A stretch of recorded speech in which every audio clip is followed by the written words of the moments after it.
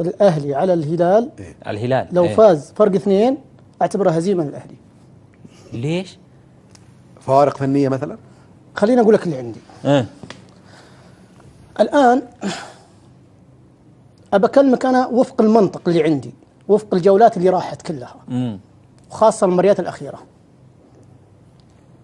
بالنسبة لي كنظرة فنية، بالنسبة لي نظرتي الفنية متواضعة، أنا أعتبر أفضل فريق من الناحية الفنية الأهلي حاليا.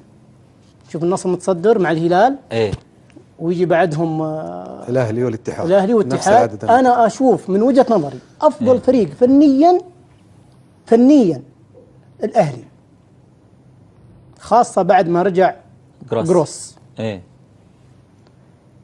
في نفس الوقت لما تحكم على نفس الفترة اللي جاء فيها دياز، تقريبا كانت متقاربة مع فترة جروس. نعم تقريبا نعم. الهلال لا يقدم أي مستوى يشفع له بأن الهلال اللي نعرفه احنا كفريق بطل. بس دياز يختلف عن جروس، لأن جروس هو فريقه هذا أصلا. خلينا نكمل أبو فارس بعدين. هذا فريقه ويعرف المنطقة ويعرف الأندية، يعني يختلف. بس خلينا أقول لك وجهة نظري أنا لا بس المقارنة بين المدربين إنه المفروض إنه جو بوقت واحد. معلي بس أنا أكلمك الحين عن أنا ما تهمني المقارنة، أنا يهمني الآن الفريق وش قاعد يقدم. وصل الفكرة تفضل. الهلال الآن لا يعيش أفضل حالاته الفنية، يعني لا فنية ولا إدارية من جميع النواحي، لا يعيش أفضل حالاته. المشجع الهلالي البسيط يعرف أن الهلال لا يعيش أفضل حالاته، خاصة في الجانب الأول الفني، وفي الجانب الثاني الإداري، لا على مستوى تجديد العقود، لا على مستوى اللعيبة الأجانب. يعني أنا من وجهة نظري اللعيبة الأجانب اللي يلعبون في الهلال كلهم ما يرتقون لمستوى الهلال كله. أنت الحين من شوي تقول ليو قاعد يتحسن، مع احترامي وتقديري أنا حسن 9 نقاط. وجهة نظري ليو لا يرتقي لمستوى الهلاليين. الهلال أكلمك عن فريق بطل، طيب، عن فريق يعتبر من الفرق اللي عندنا 5 نجوم. طيب، بغض النظر عن أمور ثانية، بغض النظر عن كيف يحسم مباريات أنا أكلمك الآن عن فريق بشكل عام. الهلال حتى إدواردو اللي يعتبر من اللعيبة ال5 نجوم لا يقدم المستوى المأمول منه كإدواردو، خاصة في الموسم الماضي. إدواردو مستواه بدأ يهبط بعد إصابته، بعد ما غاب فترة طويلة العام الماضي، وإلى الآن لا يقدم المستوى المأمول منه كلاعب صانع لعب مميز. يعني شفنا التصريح ناصر الشمراني يقول أنا أفتقد صانع اللعب الحقيقي، وهذه على فكرة صارت مشكلة بينه وبين إدواردو إداريا على الأقل. فاللي أنا أبي أوصل له، لما تقارن فنيا بين الفريقين، فنيا كفة الأهلي ترجح، ما فيه أي يعني مع احترامي أنا ما أتكلم عن مقارنات تاريخ نادي، أتكلم عن مستويات فرق في الفترة الأخيرة فنية حاليا. عبد العزيز هذه في السيطرة والاستحواذ، لكن النتيجة طيب معليش، تقول أن الأهلي إذا فاز بأقل من 2 خليني أقول لك اللي عندي، أنا أقول لك وفقا للمستويات الأخيرة. يقابل فريق كبير. ماني بقايل أنا ماني بقايل إنه فريق كبير. بس الهلال أنا ماني بقايل إنه فريق كبير. أنا أعتقد والله أعلم أن الأهلي هيحسم المباراة بأول نص ساعة من وجهة نظري على الورق، في حال أن استمر مستويات الفرق اللي قاعدة تقدمها، خاصة في ال3-4 جولات الأخيرة. الأهلي فنيا أفضل من جميع الفرق في الدوري السعودي فنيا، يعني حتى مستواه اللي في مباراة الباطن، أنا شفت جزئيات من المباراة. طيب، ملعب الباطن هذا حالة استثنائية. ما حد أنا وجهة نظري ملعب الباطن حالة استثنائية، اللي بيروح هناك الله يعينه بيعاني، يعني هناك حاول تكسب المباراة بأي طريقة وبس. فلذلك أنا أشوف من وجهة نظري فنيا الأهلي يفوق، حتى على فكرة حتى فوزه على النصر، لما فوز النصر عليه، لما فاز الأهلي على النصر كان في بداية عودة نشوة الأهلي مع جروس. فاز النصر على الأهلي ترى على فكرة عبد العزيز، لما فاز النصر على الأهلي كانت ذيك بداية عودة نشوة ثاني مباراة لجروس. كانت هي بداية العودة لسه ما. لكن الآن من حظ النصر أنه قابل الأهلي في ذيك الفترة من بدري، من حظه.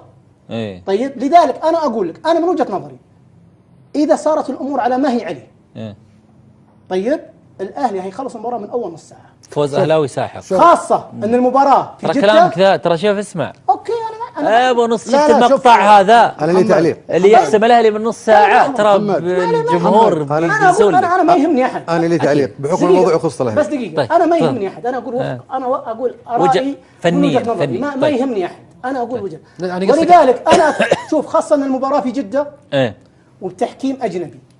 العاملين هذولي يفرقون كثير. شوف محمد معليش بس بقول لك شيء. عبد العزيز يقول الهلال يعيش أسوأ مستوياته فنيا يتصدر الدوري الهلال، فبالتالي انا اعيد عبد العزيز ان فعلا الهلال مو بالهلال الى الان مستواه، فبالتالي لو عاد الهلال مستواه بيفرق كثير. الان هو متصدر وهو باسوء مستوياته. متصدر هذه نقطه، معلش كل الاخطاء موجوده. هو الفريق الوحيد اللي استفاد من عبد العزيز تبغى نطرح طرح. هو الفريق الوحيد. اسمعني، تبغى نطرح طرح راقي طرحنا، تبغى نطرح طرح في تقصد على الهلال وكذا. ما في راقي، هذا منطق. انا عندي حاجات كثير على النصر وعلى الاهلي ولا ابغى اطرحها. هذا منطق يا محمد. ابغى اتكلم ان شاء الله. هذا منطق. لا اسمع بقول لك شيء محمد. اول ما تكلمت لان بيلعب الهلال والاهلي المباراه الجايه. طيب محمد شوف، اول ما تكلمت انا ايش قلت لك؟ قلت لك الاهلي استقرار افضل من الهلال، صح ولا لا؟ وقلت لك ان الاهلي اقرب للفوز، الهلال ما يعيش افضل حالاته. يعني مش سر الكلام اللي قاعدين نقوله، وفعلا هو ما قاعد يعيش افضل حالاته ومتصدر. اللي ابغى اقوله محمد، شوف كلمه عبد العزيز انه والله لو انهزم اثنين يعد خساره وكذا، هذا كلام ما هو كلام منطقي. ليش؟ اللي هو الاهلي شوف انا رايي تبراي محمد تبراي انا اشوف افضل فريق حتى الان في الدوري السعودي هو النصر. الان فنيا فنيا افضل فريق متكامل في الخطوط الثلاثه هو النصر. الاهلي هذا وناقصه الاهلي زين ترى يعاني من حاجتين، من قلوب الدفاع ومن فتيل رجع الظاهر ولا لا؟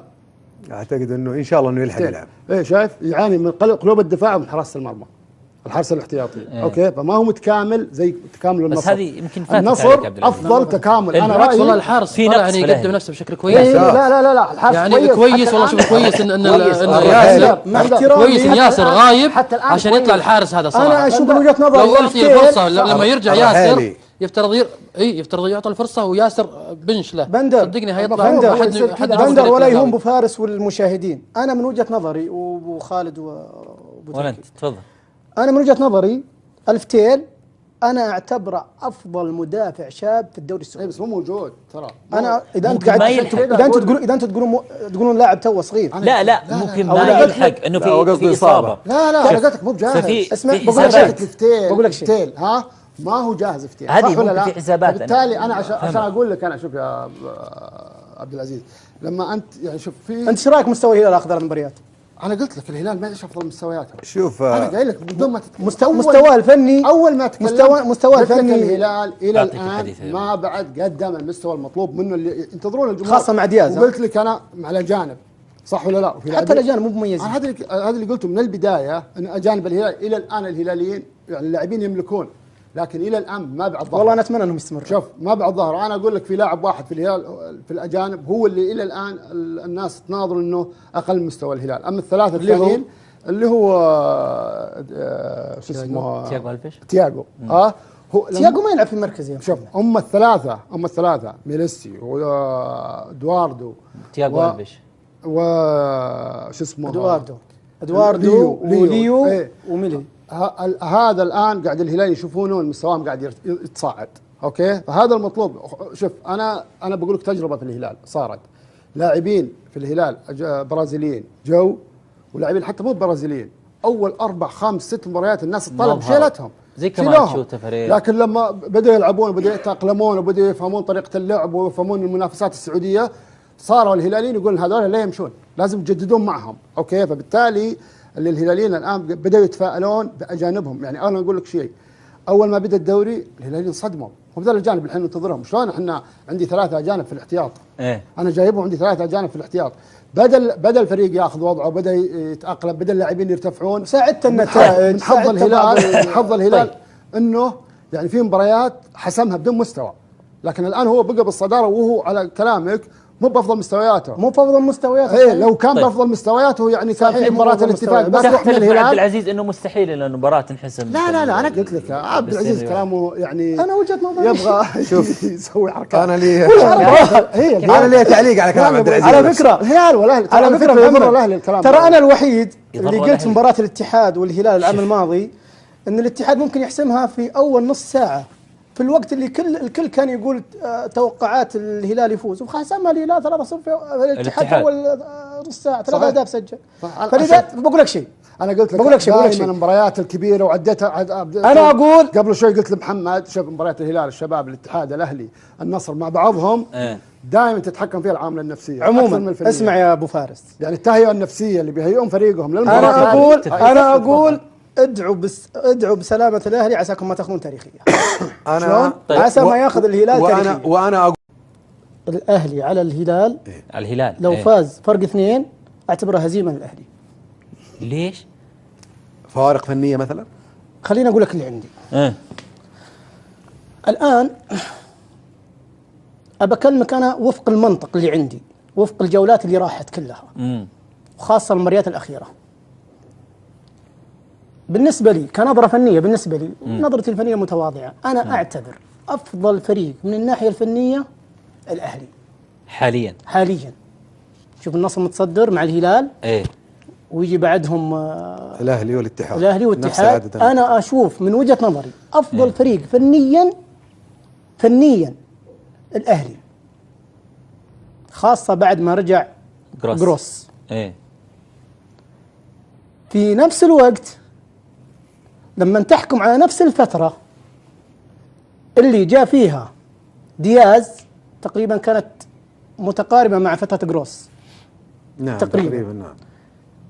الهلال لا يقدم اي مستوى يشفع له بان الهلال اللي نعرفه احنا كفريق بطل. بس دياز يختلف عن جروس، لان جروس هو فريقه هذا اصلا. خلينا نكمل ابو فارس بعدين. لا هذا فريقه ويعرف المنطقه ويعرف الانديه، يعني يختلف. بس خليني اقول لك وجهه نظري انا لا بس المقارنه بين المدربين انه المفروض انه جو بوقت واحد.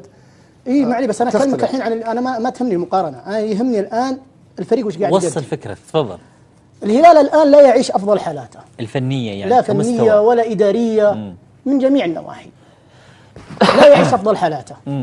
المشجع انا ما يهمني احد. انا لي تعليق بحكم الموضوع يخص الاهلي. بس دقيقه. طيب. انا ما يهمني احد، انا اقول ارائي فنيا ما يهمني احد، انا اقول وجهه. ولذلك انا شوف، خاصه ان المباراه في جده وبتحكيم اجنبي، العاملين هذولي يفرقون كثير. شوف محمد معليش. طيب. بس بقول لك شيء. عبد العزيز يقول الهلال يعيش أسوأ مستوياته فنيا متصدر الدوري الهلال، فبالتالي انا اعيد عبد العزيز ان فعلا الهلال مو بالهلال الى الان مستواه، فبالتالي لو عاد الهلال مستواه بيفرق كثير. الان هو متصدر وهو باسوء مستوياته، متصدر هذه نقطه. هذه معلش كل الاخطاء موجوده. هو الفريق الوحيد اللي استفاد من العزيز. يا عبد العزيز تبغى نطرح طرح، هو الفريق الوحيد. اسمعني، تبغى نطرح طرح راقي طرحنا، تبغى نطرح طرح في تقصد على الهلال وكذا. ما في راقي، هذا منطق. انا عندي حاجات كثير على النصر وعلى الاهلي ولا ابغى اطرحها. هذا منطق يا محمد. ابغى اتكلم ان شاء الله. هذا منطق. لا اسمع بقول لك شيء محمد.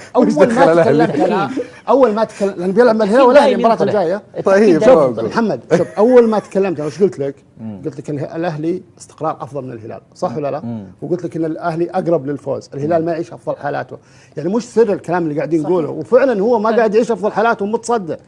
اللي ابغى اقوله محمد، شوف كلمه عبد العزيز انه والله لو انهزم 2 يعد خساره وكذا، هذا كلام ما هو كلام منطقي. ليش؟ اللي هو الاهلي شوف، انا رايي تبي رايي محمد تبي رايي انا اشوف افضل فريق حتى الان في الدوري السعودي هو النصر الان فنيا افضل فريق متكامل في الخطوط الثلاثه هو النصر. الاهلي هذا وناقصه الاهلي زين. الهلالي البسيط يعرف ان الهلال لا يعيش افضل حالاته، خاصه في الجانب الاول الفني، وفي الجانب الثاني الاداري، لا على مستوى تجديد العقود، لا على مستوى اللعيبه الاجانب. يعني انا من وجهه نظري اللعيبه الاجانب اللي يلعبون في الهلال كلهم ما يرتقون لمستوى الهلال كلهم. انت الحين من تقول ليو قاعد يتحسن، مع احترامي وتقديري انا حسم 9 نقاط ليو. وجهه نظري ليو لا يرتقي لمستوى الهلاليين. الهلال اكلمك عن فريق بطل. طيب عن فريق يعتبر من الفرق اللي عندنا 5 نجوم. طيب بغض النظر عن امور ثانيه، بغض النظر عن كيف يحسم مباريات انا اكلمك الان عن فريق بشكل عام. الهلال حتى ادواردو اللي يعتبر من اللعيبه ال5 نجوم لا يقدم المستوى المأمول منه كادواردو، خاصه في الموسم الماضي. ادواردو مستواه بدا يهبط بعد اصابته بعد ما غاب فتره طويله العام الماضي، والى الان لا يقدم المستوى المأمول منه كلاعب صانع لعب مميز. يعني شفنا التصريح ناصر الشمراني يقول انا افتقد صانع اللعب الحقيقي، وهذه على فكره صارت مشكله بينه وبين ادواردو اداريا على الاقل. فاللي انا ابي اوصل له لما تقارن فنيا بين الفريقين، فنيا كفه الاهلي ترجح. ما فيه اي يعني مع احترامي انا ما اتكلم عن مقارنات تاريخ نادي، اتكلم عن مستويات فرق في الفتره الاخيره فنيه حاليا. عبد العزيز هذه في السيطره والاستحواذ، لكن النتيجه طيب معليش تقول ان الاهلي اذا فاز باقل من 2 ترى يعاني من حاجتين، من قلوب الدفاع ومن فتيل رجع الظاهر ولا لا؟ اعتقد انه ان شاء الله انه يلحق يلعب. ايه شايف يعاني من قلوب الدفاع ومن حراسه المرمى، الحارس الاحتياطي. اوكي فما هو متكامل زي تكامل النصر. بس هذه يمكن فاتت النصر افضل تكامل. انا رايي والله الحارس في يعني يقدم نفسه بشكل كويس. لا الحارس يعني كويس والله شوف كويس ان ياسر كويس ان ياسر غايب عشان يطلع الحارس هذا صراحه. انا اشوف من وجهه نظري لو اعطي الفرصه لما يرجع ياسر يفترض يعطى الفرصه وياسر بنش له. صدقني هيطلع بندر ولا يهون ابو فارس والمشاهدين. انا من وجهه نظري وابو خالد ولا انت تفضل. انا من وجهه نظري الفتيل انا اعتبره افضل مدافع شاب في الدوري السعودي. بس مو موجود ترى. انا اذا انت قاعد اذا انت تقولون لاعب توه صغير. لا ممكن ما يلحق انه في اصابه. لا انا قلت لك مو بجاهز. اسمع بقول لك فتيل ها ما هو جاهز فتيل صح ولا لا؟ في حسابات. بالتالي انا عشان اقول لك انا شوف يا عبد العزيز لما انت يعني شوف في انت ايش رايك مستوى الهلال اخضر المباريات؟